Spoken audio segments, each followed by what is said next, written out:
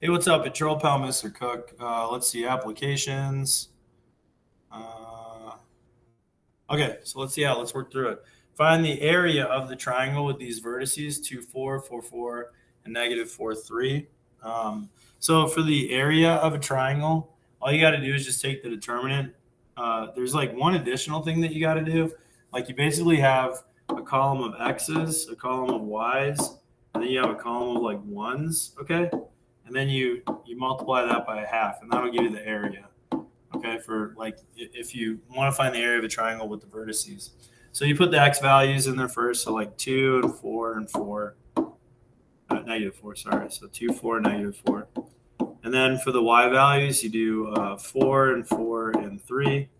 And then for the other ones, you just put ones there. And then that'll give you the area overall. So it's just like an area formula. So type it on in there and you're all done. So matrix 3 by 3, and then we've got, let's see, 2, 4, 1, and then 4 and 4 and 1, and negative 4 and 3 and 1. There we go. Then we do the determinant. So determinant of that matrix, we get negative 2, so it's going to be a half times negative 2. And here's the other thing. Whatever you get with the determinant, you have to take the absolute value of it, okay? So even if it's a negative, make it positive because the area is not going to be negative. So then negative 2 times 2 is going to be 1. So the area, it looks like, is going to be 1 in this case. All right, so there you go. That's all you got to do for that. Decide whether the following points are collinear. Well, if they're collinear, they're all part of the same line. So the idea is this. If I take the area of a triangle that is collinear, so all three of these points are on the same line, then that means that the area is going to be 0. The triangle like collapses on itself. So that's what we're going to do. We're going to try and see if the area for this thing is 0. If the area is 0, then that means that they are collinear. If the area is not 0, they are not collinear. So that's all we do is just plug the points in. So the x values, we just like repeat the same process that we did with the previous problem. And then 7, negative 9, and 15, and then 1, 1, and 1. Okay, let's see what we get. Typing that into our calculator, see if the area is 0 for this. So matrix A, 3 by 3, negative 1, 7, and 1, 3, and negative 9, and 1, and then negative 3, 15, and 1 again. Okay, let's get this thing's area. So determinant 0. Hey, look at that. So yeah, since this thing is going to be equal to a half times 0, which is 0, then that means that since the area is 0, the points have to lie on the same line, so they are collinear. So yes, this is collinear. Isn't that neat? Well, I think it's neat. I don't care if you think it's neat. Yes, I do. I'm just kidding. I care that you think it's neat. All right, let's see. Find the equation of the parabola that passes through those points using matrices, or you can use any method, but show the setup for it. Okay, no problem. So what we're going to do is this. Each of these ordered pairs have an x and a y value that's going to work, right? So watch what happens, okay? So like if I take one of the coordinates, negative 2 and negative 2, and if I plug it into this equation, here's what I end up with. I get the y value is negative 2, and then the x value is negative 2 also. So I get a times negative 2 squared plus b times negative 2, and then plus c. Now if I multiply those values together, negative 2 squared is 4, so that turns into a 4a.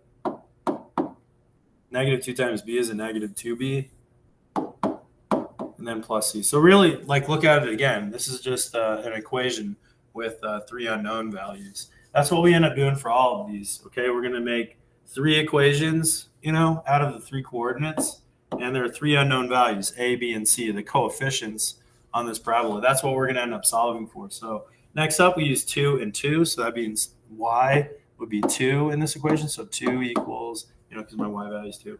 And then my x value is also 2, so I go a times 2 squared, and then plus 2 times b, and then plus c. Well, 2 squared is 4, so that's really a 4b, or 4a, I'm sorry.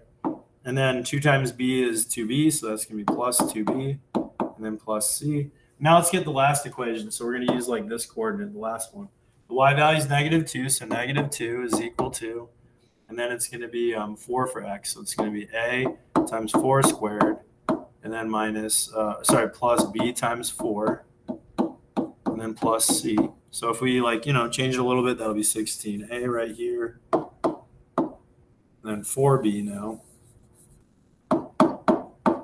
and then plus c. So now this is a system of equations. It's 3 unknowns and 3 equations. So we can solve for all those values if we just convert this to a matrix and then use RREF basically. So that's what we're going to do.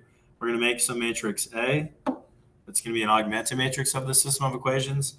So let's write the coefficient matrix part of it first. So in the first equation, so this equation here, we would write up 4, -2, and then 1 for those coefficients. And then -2 is like the solution part of it, right? And then we get 4, and then 2, and then 1, and then 2. And then we get 16, 4, and 1, and then -2. Okay, so now what we would do is RREF this thing. And that would get us our A, our B, and our C values. Okay, so it'll look something like this when we do RREF. It'll be an identity matrix, and then all of our A, B, and C values. All right, so let's type it on into our calculator and then do RREF. So let's do the augmented matrix first. So edit, then it's going to be a 3 by 4, and we've got 4, and then -2, and then 1, and then -2, and then we've got 4, and then 2, and then 1, and then 2, and finally 16, 4, and 1, and then -2.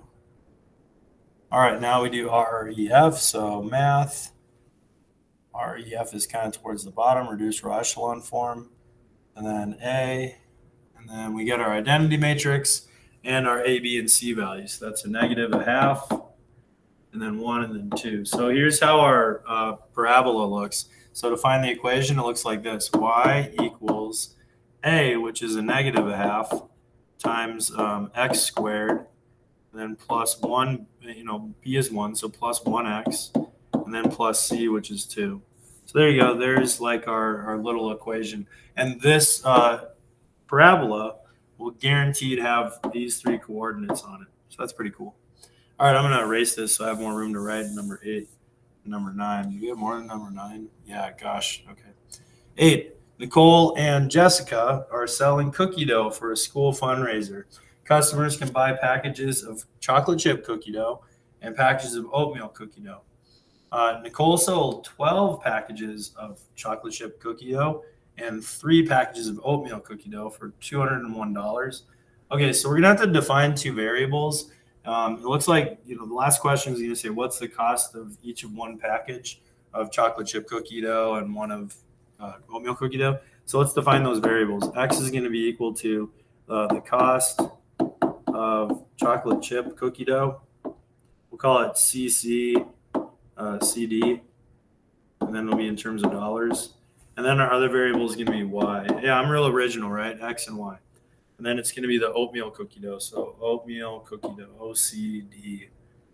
Wait, cost. Yeah, let's do cost of oatmeal cookie dough, OCD. That's going to be in terms of dollars as well. Okay, so let's put together 2 equations. One's going to be about like what Nicole sold. So Nicole sold 12 packages of chocolate chip cookie dough, that's X. And then 3 packages of oatmeal cookie dough, that's Y. And she got $201 for that. And then Jessica sold 14 packages of chocolate chip cookie dough and 6 packages of oatmeal cookie dough. And she brought home $272. So what we're going to do is convert this to an augmented matrix and then use RREF to solve it at the very end, okay? So let's see here. We've got 12x, 3y, $201, and then 14x, 6y, and $272. So if we RREF this thing, let's see what we get. Should be an identity matrix if it's solvable. And then, the cost of the chocolate chip cookie dough and the oatmeal cookie dough will be on the side there. Okay, so let's write up our little augmented matrix. So edit, this is going to be a 2 by 3. So we've got 12 and then 3 and then 14 and then 6. Oops, my bad. I didn't put in that 201, did I? Darn it. 201, there we go. And then 14 and then 6 and then 272. And then we do the RREF thing on our matrix A. And there's what we get, 1013. So it's $13 for the cookie dough, chocolate chip cookie dough, and then $15 for oatmeal. What costs more for oatmeal? That's kind of lame. So it's $13 for a chocolate chip cookie dough, and then $15 for a package of the oatmeal cookie dough. Cookies. Okay, so there we go. That's number whatever, 8. Let's take a look at number 9. Number 9 says Marcy inherited $25,000 and invested part of it in a money market account, part in municipal bonds, and part in a mutual fund. After 1 year, she received a total of $1,620 in simple interest from the 3 investments. The money market paid 6% annually, the bonds paid 7% annually, and the mutual fund paid 8% annually. There was 6,000 more invested in the bonds than the mutual funds. Find the amount Marcy invested in each category. Okay, so let's write our variables first. Let's be really, what do you say? Let's be really creative and use X, Y, and Z for our variables. All right, so it seems like we're trying to figure out the amount of money in each category. So one of them is going to be the amount that's in municipal bonds. One is going to be the amount in the money market. And then the other part is going to be the mutual funds. So let's write it up like this. So X will be the amount of money that's in the money market. Y will be the amount of money in the municipal bonds. And then Z will be the amount of money in the mutual funds. So there we go. There's our little way of putting it together. So she inherited $25,000 and all that money went into it. Okay, so she invested all of it, it seems. So one equation that I can put together is if I take X and Y and Z and add them together, that's going to give me that $25,000. There's one equation. Let's see. And then after 1 year, she received a total of $1,620 in simple interest from the 3 investments. The money market paid 6%. So that means that if you took the amount of money that she invested into the money market and multiplied that by 6%, 0.06, that would be like a part of that $1,620. And then the amount of money that she invested in the bonds, let's call it Y. Well, we already did call it Y. If you multiply that by 7%, 0.07, that gives her the amount of money that she'd make, from that bond towards this 1,620. So basically what we're going to do is in this equation, add up the parts, the amount of money that we got from each investment, and that total should be 1,620. So the missing ingredient is that 8% in the mutual funds. And let me make sure I got that all right. Market is 6%, yeah. Bonds 7%, and then mutual funds 8%. So it's going to be plus 0.08 times Z. And the total she got was 1,620. All right, but we have 3 unknowns. We need 3 equations, and that's where the last one comes into play. There was 6,000 more invested in the bonds, so that's like the Y value, than the mutual funds, so that's Z. Okay, so if there was $6,000 more invested in the bonds, then if I took the amount of money that I had in the mutual funds and I added on $6,000, that would be equal to, $6,000. That would be equal to the amount of money that I have in the bonds, because the bonds are more, right? They're greater. So that means that you need some amount of money added onto Z to get to that. So this is what we're going to do. We're going to make an equation from this. We're going to get the 6,000 all by itself. So 6,000 is equal to Y minus Z. And that's our last little equation that we need. So we write it up like this. Y minus Z equals 6,000. Now we can turn this into an augmented matrix. 3 equations, 3 unknowns, and we can solve for, X, Y, and Z. So let's write it up as an augmented matrix, and then we're going to REF this thing. So we've got 1, 1, 1, 25,000. And then we've got 0.06, 0.07, and 0.08. And that's 1,620. And then finally, 0 X's, 1 Y's, and -1 Z's gives us $6,000. Okay, so that's our augmented matrix. Now we're going to use REF, and here's what we end up as a result. We will get the identity matrix, and then some dollar amount, and that'll give us like the X, the Y, and the Z. So let's type it in and let's see what we end up with. All right, so matrix, augmented matrix, it's a 3 by 4 this time around. And then we put in the numbers. So 1 and 1 and 1, and then 25,000. And then we do 0.06, not negative 0.06, darn it, that was close. 0.07 and 0.08. And the amount of money that we got at the end was $1,620. And then the last one we had was 0, and then 1, and then negative 1, and finally 6,000. All right, now we use RREF, our old pal that helps us to solve systems of equations so easily. And these are the totals that we got: 15,000, 8,000, and 2,000. If you add all those up, what do you get? $25,000. That tells you how much you invested in each of them. So X, the money market, we invested $15,000 because that's the first one that's on there. The bonds, that's $8,000. And then the mutual, that's $2,000. All right, there you go. That's the solution to this system of equations, and it answers this word problem. Okay, looks like we got 2 more. Adam wants to buy his prom date a beautiful bouquet of 32 flowers made from her favorite 3 types of flowers. Man, this guy Adam really knows his date. That's pretty cool. He has a total of $35.30 to spend. If a rose costs $1.25, a carnation 85 cents, and a lily is 95 cents. I'm guessing those are her 3 favorite types of flowers. How many of each flower can he purchase if he wants twice as many roses as lilies, and he wants to use all of his money? So there's like a lot of information. It's kind of scattered all over the place. First off is that there are 32 total flowers. So let's say that, like, and also, there are different types of flowers, right, of those 32. So since there's different types of flowers, and we want to figure out like how many of each flower that they want, let's write variables for each of those. So let's be really creative again and use X, Y, and Z. So X is going to be the number of, what's the first kind of flower that there is? Roses. Okay, so like the number of roses. And then the next one is carnations. So that'll be the number of carnations. And then the last one is lilies. So the number of lilies.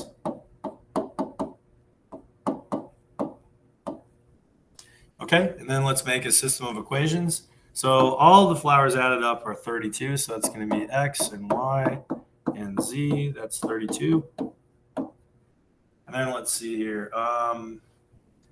He has a total of $35.30 to spend, and he wants to spend all of it. So if a rose costs $1.25, then we take the number of roses, X, multiply that by $1.25, and that'll be the amount of money that he's going to spend on the roses.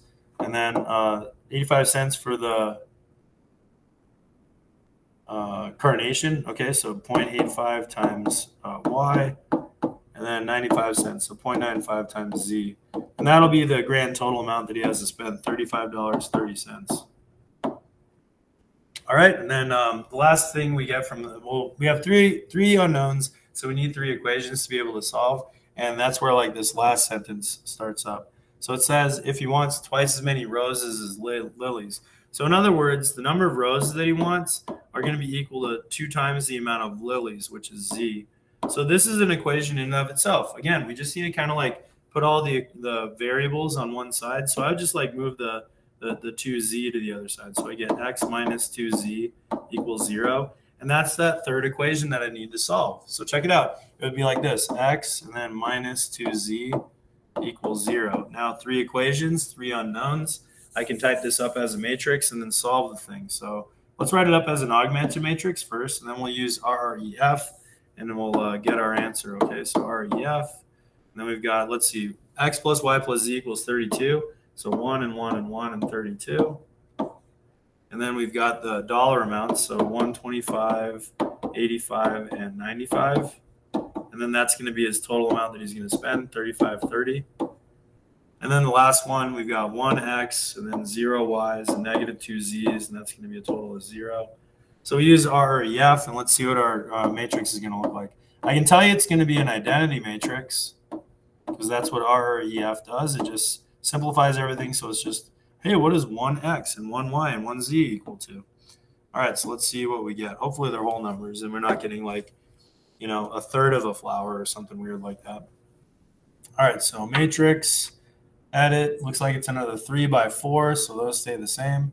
And then we have 1 and 1 and 1 and 32 flowers. Oops, 32, there we go.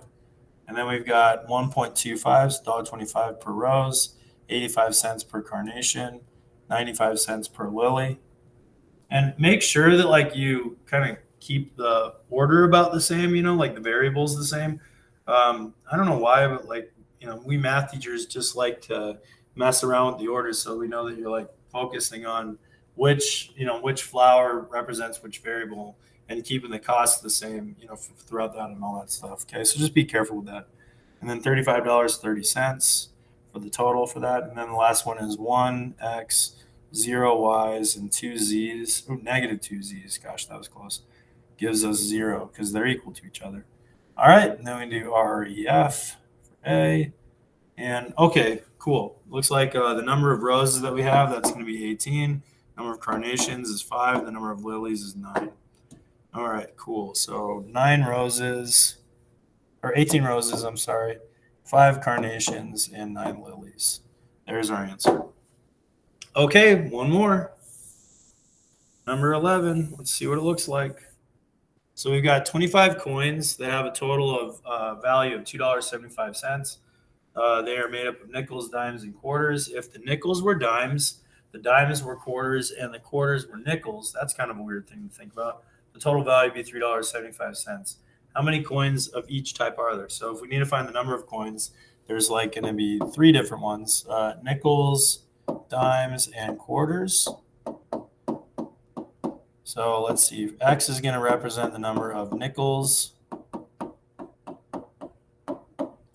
And then Y is going to represent the number of dimes. And Z is going to represent the number of quarters. All right, here we go. So let's see. There are 25 total coins. So that means if I take all the coins and add them up, that's going to give me 25. And then another equation that we get. Okay, so the total value is $2.75.